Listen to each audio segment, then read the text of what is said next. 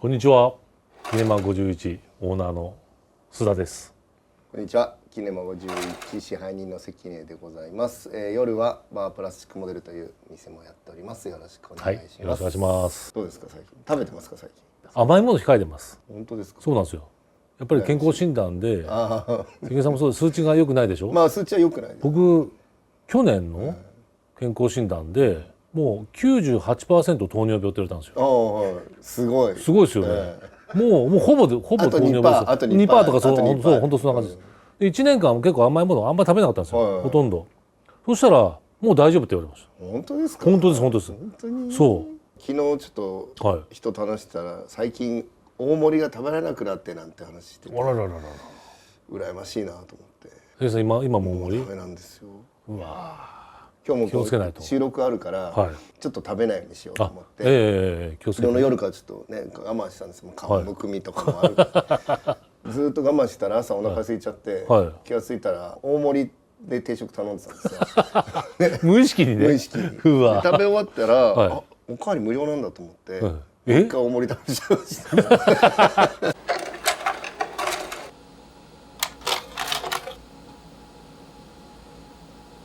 というわけで、ね、今回の映画を紹介する前に前回初めてね、久々復活したじゃないですか。キネマ51ね。で大体100人ぐらいしか見ないんですけどもね、気軽にやりましょうって言ったんですけど、100人以上見てくれまして、海外の皆さんもね見てくれているので、なんと字幕付きもなんかね、そうアップしましたよ。頑張らないといけないですね。そんな食べ物の話ばっかりしてるわけにいかない。そういけません。頑張らないといけないです。というわけで今日の映画はイケボーイズです。イケボーイズ。はい、出ました。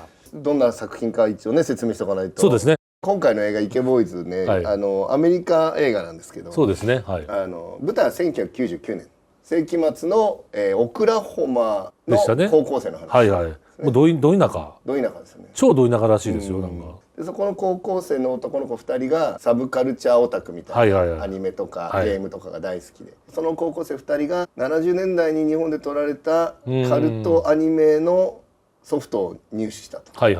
でそれを日本から来た留学生の女の子3人で、見たらどうなっていくのかみたいなお話なんですけど、その映画監督はね、なんと岩松亮さん。映画監督、そう飛びすぎ話してそのアニメーション映画を70年撮った映画監督が岩松亮さんねが出演されてる俳優さんが監督役をやってるんですけど、冒頭結構ねいきなり出てきて、岩松さん出たらねもう外れなしみたいな期待ね。そうありましたでアニメ出てきたじゃないですか。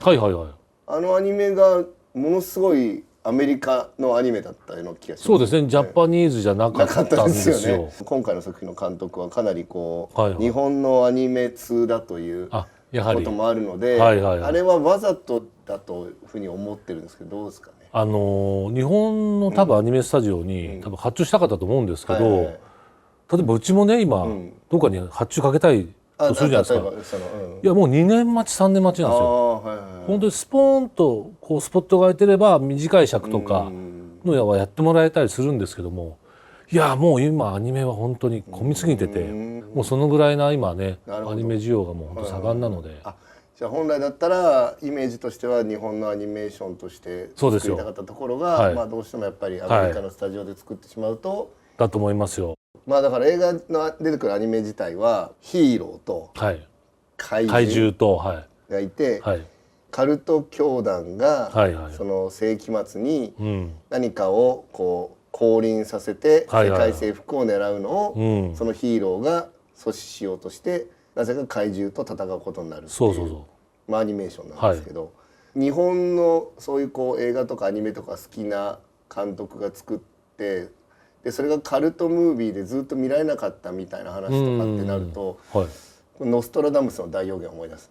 日本にあるんですね、その映画。ノストラダムスの大予言っていう映画が60年代に撮られてるんですけど、公開はされてるんだ。だけどセル化されてない。一部カットとかなんだかんだで結局国内で本編フルで出てないんですよね。マジっすか。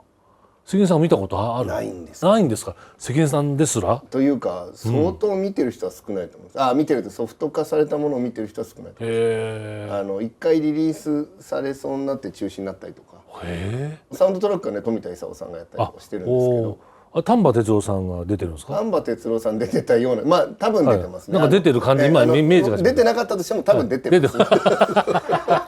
じゃあその存在をひょっとしたら今回の監督さんはご存知だったのか、アメリカだと多分ね日本より手に入れられる可能性高いよね。今回の映画の中でもその途中で終わるじゃないですか。そうですそうです。あれは後にそのなんで終わったかっていうのはね出てくるんですけど、途中で終わる感じとかも含めてなんかそのねオマージュはちょっとあるかな。どうでしたか映画自体は？そう、アクションシーンですよ。アクションシーンね。ちょっと見応えがありましたね。ちょっと他にはない方法論でアクション組み立てて、例えばなんかこう殴ったところで漫画的にねアニメーションのものが印刷されるみたいな。実際の人間同士の殴りは入れずにね、そこはねすごく斬新でしたね。こういう撮り方もあるんだな。でもうまいですよね。アニメの使い方とかちゃんともう頭の中で多分イメージが出来上がったんだろうなっていうの。最初に本編そのアニメーションを見てたら途中でシーンが切れちゃってこの後一体どうなるんだみたいなとこあるじゃないですか。それ一体どうなるんだの後を戦いとともに見えてくるっていうストーリー展開も確かに面白いなと思います。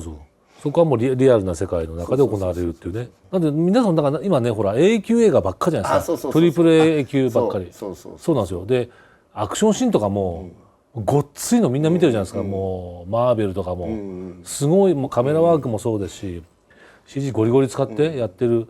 もうそういうのにね皆さんもう感化されすぎてるんですけど、こういうアクションもありかどうかは別にしてあるんだって。そうですね。これは僕は嫌いじゃないやつですけど、等身大の着ぐるみが大学のキャンパスで戦うじゃないですか。あれは今の人が見るとすごく違和感だと思うんですけど、かつてウルトラファイトっていうありました。ウルトラファイト、皆さんまずあれを見てほしいですよね。ウルトラファイトね。ウルトラファイト、ウルトラファイトを見た上であれを見るとその監督がそこまできっと考えてるんだろうなということが伝わるんじゃないかなと。あれのオマージュ。オマージュじゃないか。大きくならないんですよね。そうですね。そう等身大、あくまで等身大で。ヒーローも怪獣も大きくならないで、あくまで等身大じゃないですか。でほらシン・ウルトラマンでもね、そう樋口さんがまた別でね作りましたもんね。そのウルトラファイトの DVD が出たのがシン・ゴジラの時に帰ってきたウルトラマンの DVD が出た頃に庵野秀明さんがセレクションした円谷作品の名作選みたいな出た時に一緒に入ったんですよ。でそのウルトラファイトのセレクションは樋口真嗣さんがやられてるんです。やっぱり樋口監督がやっぱり樋口さんがウルトラファイトの思い出が強いっていうので今回その映画の中のアニメーションのナレーションを樋口真嗣さんが今回やってるんですけど。そうなんですね。劇中アニメーションの中のナレーション。ナレがありましたね。そっか、あれ樋口さんでしたか。そうなんですよ。だからそういうねなんかこういろいろとつながっていく部分があるのかなと。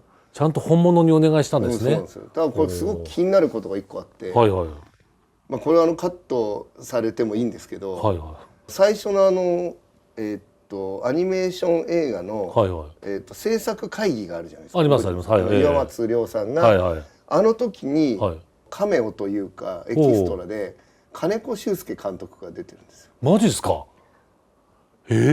これ同じ映画の中に金子修介さんと樋口真嗣さんが出てるっていうのは、これはもう日本特撮界にとってはある意味事件なんです。ビッグニュースなんですね。ビッグニュースなんです。ガメラコンビが。そういうことなんです。3のメイキング DVD って見たことあります？見たことないですよ。平成ガメラの3のメイキングビデオってのあるんですけど、あれのメイキングビデオを安野さんが撮ってるんですけど、これ完全に制作陣が崩壊していく姿を撮ってるドキュメンタリーっていうのがあって、そこで分かるその金子修介監督と徳井監督の樋口さんの完全決別っていうのがそこで描かれる。映像の中に入ってるんですね。映像の中というか分かるんです。もうそれもそれからの30年越しのワンスクリーンにこう、ね、一つの映画の中で再会して、これは意外と事件ですね。事件なんですよ。特撮マニアはこれちょっとチェックしないと。チェックしない、まあ、チェックしてもまあどちらも微妙なポジションなんでそうですね、あれですけども、でも平成ガメラ以来の同じ作品に金子さんと樋口さんが関わってるっていうことは大きいかな。大きいですね。だから池坊主にはそういう魅力も詰まってるっていう、いろんなねポイントが面白いのがある。だから将来この監督が大根フィルムの時代に庵野さんがね帰ってきたウルトラマンを撮ったじゃないですか。あれと同じような多分立ち位置なので、将来の庵野さんになる可能性があるということです。今のうちにチェックしておかないと。そうですよ。これを見たか見ないかで、そうです。2030年代のねに俺あれ見たし、当時彼の作品見てたよ。見たよね。それを言うために見る。そう見るっていうね、そうですよ。っていう大事な映画です。映画です。本当ですよ。もうね、この3人がね、大暴れしますから。ちょうどね、主人公の彼のこのところが、あれやっぱ V ガンダムなんですね、きっとね。ああ、なるほど。多分 V ガンダムモチーフかな。あれ V ガンダム。V ガンダムは多分。僕はウィングマンかなと。ああ、そっか、そこはね。いや、わかんないです。V ガンダムの可能性もありますよね。ウィングマンにも見えてきました。あともう一つあれですよ。はい。音楽。音楽、はい。聞いてましたちゃんと。ガッツだぜ。ガッツだぜ。始まるいきなりガッツだぜですよ。ガッツだぜみたいなイントロがね。そうですね。流れたら、そしたらトータス松本じゃない人が。まさか女性ボーカルが歌ってて、これはでも気になると思って。なんかもうちょっと僕の中で少年ナイフを聞いた時と同じようなショックをね。ショックを受けて、これは欲しいと思って探しまくったんですよ。全然手に入らない。で途中でもう一個重要な曲がそうですよ、流れました。覚えてます？ギャバン。そう、ギャバンですよ。ギャバンもなんかちょっとガレージっぽい音楽が始まったと思ったらまさかの女性ボーカルのギャバン。よろしく勇気を言い始めましたからね。そう、びっくりしました。びっくりしましたよね。あれも探したんですよ。探しました。ないんですよ。でもね。音源化してほしいですね。音源化してほしい。ひょっとしたらグローバルチャートね入るかもしれない。入るかもしれませんよこの時代。あれね本当にいい曲だなと思って。いや本当ですよ。ボーカル変わってもいい曲ですよね。そうですよね。やっぱりねギャバンってすごいなと思ってね。ギャバンいいな。展開がね。読めるじゃないですか途中から。そう読めますね。そうですね。展開が読めるっていうのも。オマージュだと思うんですよ。多分ね、そういう日本のそうですね。特撮ものとかね。ちゃんと予言がありつつね、そう。ここまで行くんだったら、途中にコマーシャルとか入れてほしかったですよ。なんかね。確かにそうですよ。玩具のコマーシャルとかね。そう。ソーセージのコマーシャルとか。この監督はもう日本のカルチャーに愛が溢れた、ものすごい溢れた人だっていうことはもうよく分かったんですけど。監督がここまで愛があるんだったら、それをせめて一人ぐらいはね受ける人が宣伝側にいてほしかったなと。それはね、ありがちなんですよ。ありがちですよね。例えばノーマンヒーローズとかでもね三池さんとか使うじゃないですか。もう僕らはもう最高だし、ファンの中にも三池さんの大ファンいるんですけども、プロモーション側は三池さんを活用できてないんですよ。まあね。もうあれみたいな、そうなんですよ。そういうことは起こりやすいんですよ。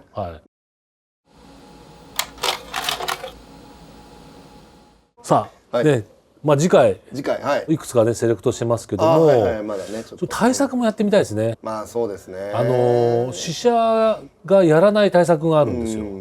それを公開初日に僕と関根さん見て、もうそのまま収録みたいな、撮って出しみたいな熱い思いを、それもちょっとやりたいなと思って、今ねあれなんですよ、日本最速公開の映画が1個あるんですよ。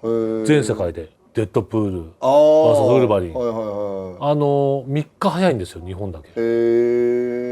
それもちょっと検討したいなと思ってますね。まあそうですね。他にもいろいろね。ひょっとしたらこれからねゲストの方を呼ぶ可能性もちょっとあるかなと思ってて、そういう方をお呼びしようかなともちょっと考えてますけども、ただもう一つ続報がありまして実はですね、このもともとねキネマゴーチって、この YouTube チャンネルじゃなくてオリジナルはもう数年前からフォーゲーマーでずっとフォーゲーマーさんで連載をしてたんですね。なんとこの度この収録映像プラス活字版としてですねフォーゲーマーで連載することになりました。本当ですか。素晴らしい。皆さんそちらもこちらとこの後すぐに4ゲーマーの方にねこう飛んでいただいてチェックしてください。2倍のお楽しみでございます。はい、ではね僕らの決めポーズで最後締めたいと思います。はい、また次回もお楽しみにしてください。いやー